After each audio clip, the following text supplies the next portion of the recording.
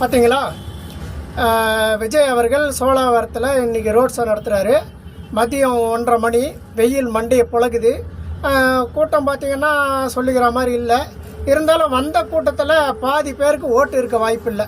இந்த ஸ்கூல் லீவ்ன்றதுனால 10வது படிக்கிற பசங்க, அந்த 12வது 11 8வது 7வது இது மாதிரி பிள்ளைகள் தான் பார்க்க முடியுது.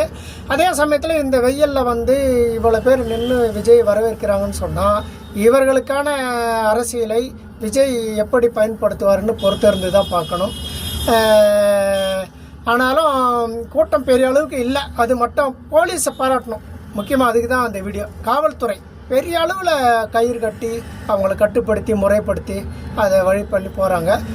காவல்துறைக்கு ஒரு மிகுந்த நன்றியை சொல்லிக்கணும். நன்றி.